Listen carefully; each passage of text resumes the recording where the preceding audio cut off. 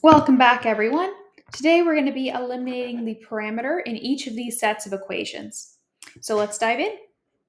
So here are the two sets of equations where we're going to eliminate the parameter, and the parameter is t, so that's what we're aiming to eliminate here. So how we can do that is we can, first of all, choose this more simple equation and then solve it for t specifically. Then we can sub t into the second equation. So here's what I mean by that.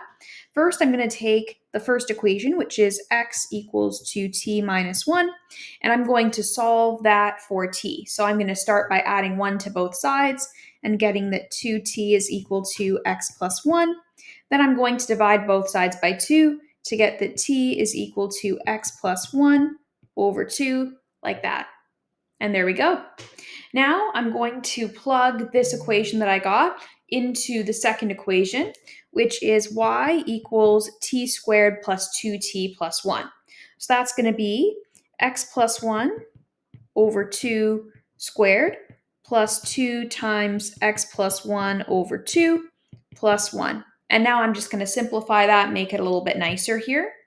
So if I do that, we're going to end up getting y is equal to x plus 1 squared over 4 plus 2 times x plus 1 over 2 plus 1.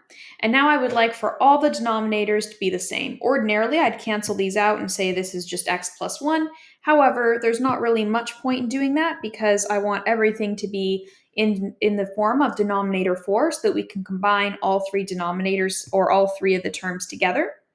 So y is equal to x squared plus 2x plus 1 if we expand the brackets over 4, and then plus 4x plus 1 over 4, and then plus 4 over 4.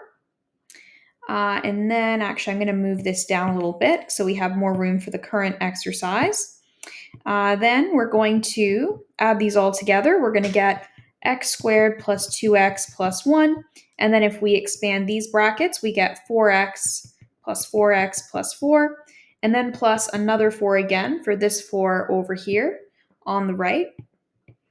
And this is all over 4, since we're now combining the three fractions. So as a reminder, when we add fractions, the denominators have to all be the same, and it stays the same when we add or subtract fractions. But the numerators must be combined together. So added or subtracted, whatever the case may be. In this case, added. And now I'm just going to write one more step where I collect my like terms. So x squared is good the way it is. 2x plus 4x gives me 6x. 1 plus 4 gives me 9. And that's all over 4. And so that is going to be our final answer for that one. Okay, let's do part B next. So for part B, same thing as before. I'm going to rewrite the first equation in terms of t. So I'm going to add 4 to both sides of that first equation and get that t